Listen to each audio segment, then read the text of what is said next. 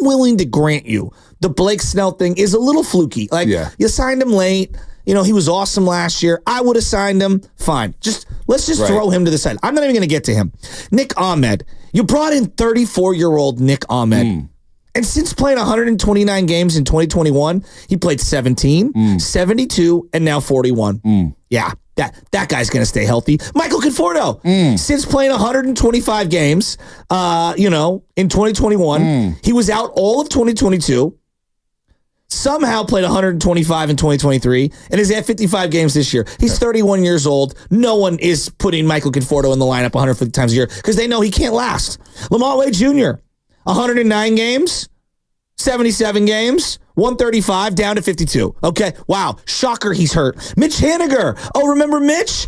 And I'll get to Mitch, why I put him out. 63 games in 2019, didn't play in 2020, 157 in 2021. 2022, 57 games. 2023, 61 games. And guess what? Healthy in Seattle this year, 72 games played. You signed him, then paid him to go away, and acquired Robbie Ray, who hasn't thrown a freaking pitch for 2 years and is coming off of Tommy John. Michael Yastrzemski, well, he barely played 106 games last year and had duct tape all over him. Alex Cobb, another guy you had on your team, 36 years old, coming off of major hip surgery. Oh, but he's going to save the day. And I like Alex Cobb. I mean, come on, 36 years old. He is going to save the day. Jordan Hicks, you've been on this all year. In his career in St. Louis, he threw 219 innings. He's at 80 innings already. Yeah, no, let's stop right there because he got rocked. And I know we had the back and forth about him not pitching the sixth in Wrigley Field against the Chicago Cubs, and I thought it was the right decision because this kid has not pitched this much in a season over the course of his major league career. And I'm looking at the calendar, and it's not even July. And he's at a career high in innings pitched. And you notice in the fourth and the fifth inning, he starts to get into trouble. That being said, velocity goes down, and he's been a good signing, but it's trending the wrong direction. And it's not his fault. And look, the next start will be against the Cubs again. He'll skip the Dodgers, I believe. Oh, I think they're going to put him on some sort of Kyle Harrison fake DL thing. Well, then you got the Dodgers, and you got the Braves, and you got the Guardians, and the Guardians are really good. Listen, man. Bonte, my 12U team has more starting pitchers than the San Francisco Giants. It's just a matter of time before Jordan Hicks is in the bullpen.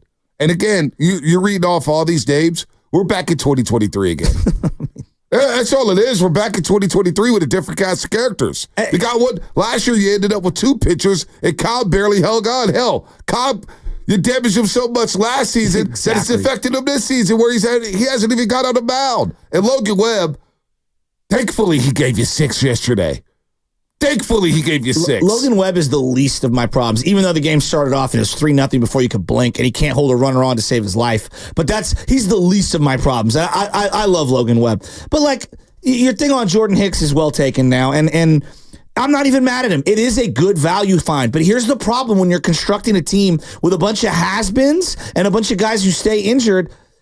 You're miscasting Jordan Hicks as right now your number 2. Why? Because Blake Snell was signed late, and he's been hurting awful all year. Why? Because Kyle Harrison, who's never thrown more than 113 innings in the minors, is already at 77 innings in the big leagues. Because Keaton Winn, who threw a career high last year in innings, is already at 55 this year, and clearly he doesn't look right or effective at all. You just see his ERA right now? What? You see his ERA right now? Yeah, he's not good. Keaton Winn, but again, 7.16 ERA.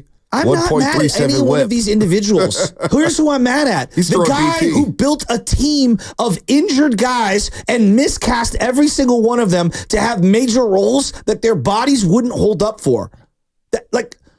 This is on team assembly to me. To me, this is about assembly. It's like, when like the Millennium Tower was like tilting over and everyone's like, what?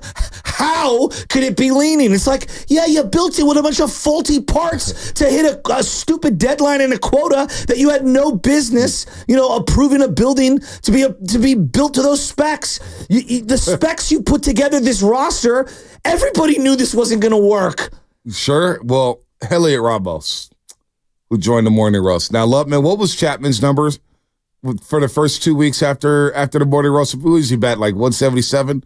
Because let me tell you, since Ramos during the morning roast, and he was all giddy. We were all giddy. He's batting like 312. Well, he was batting 387 in the month of June. In the month of June, he was batting 387.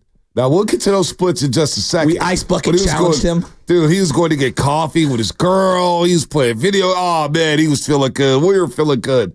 Well, since his appearance on the morning roast, Heliot Ramos is batting 0-46.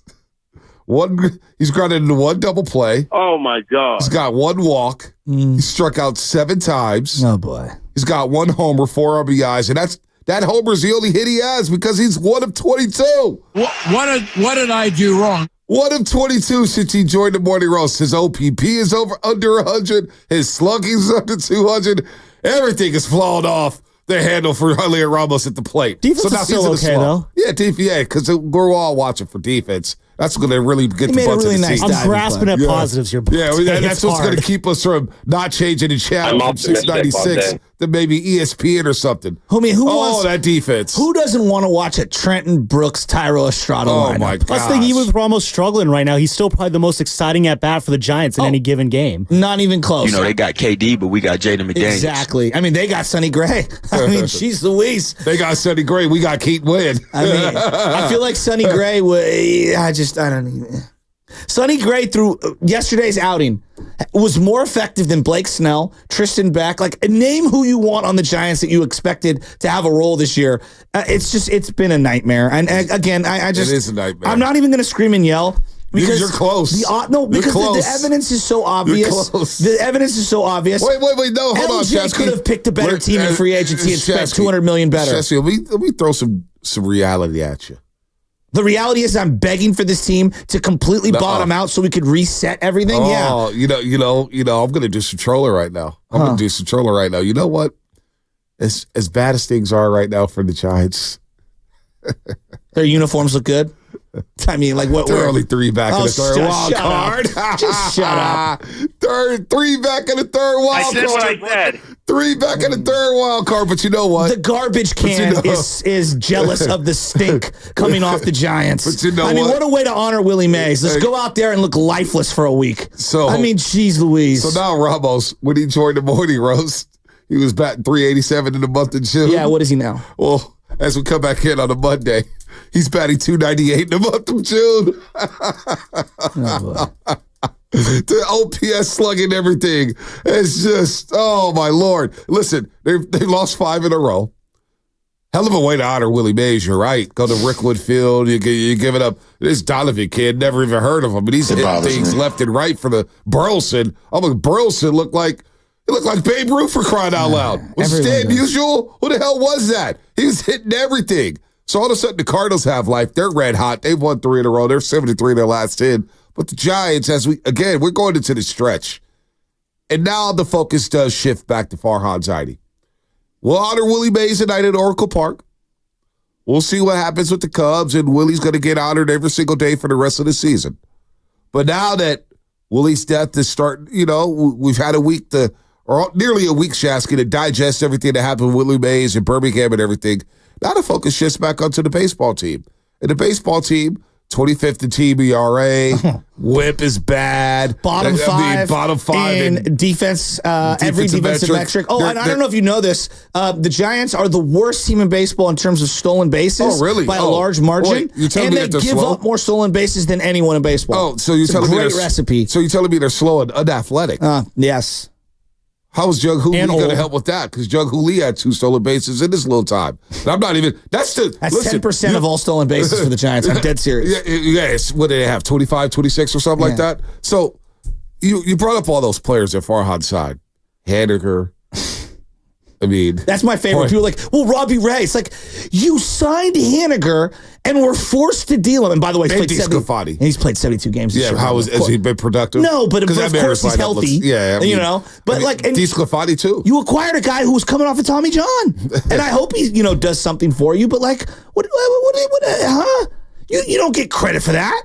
I mean, you don't get credit for that. So I'm joking when it comes to imagine 95.7. We've acquired a new host, but he has laryngitis, so he won't play for the first 6 months. It's like, he's what? not going to talk for the first 6 months. Right? You know, like, what? The show will boot when he's ready to roll. Right now, he doesn't have a clean bill of health. You can't judge the numbers of his show until he comes back. So even with Jung Hoo because listen, we're all going to say, well, we lost Jung Hoo Lee. Should I pull up Jung Hoo Lee's numbers, Giants fans? Here's a dose of reality. He played 37 games. He played 37 games, and he could be a $113 million mistake. That's the truth. That's the truth. He played 37 games, batted .262. All right, Jung Hoo Lee batted .262, 2 jacks, 8 RBIs.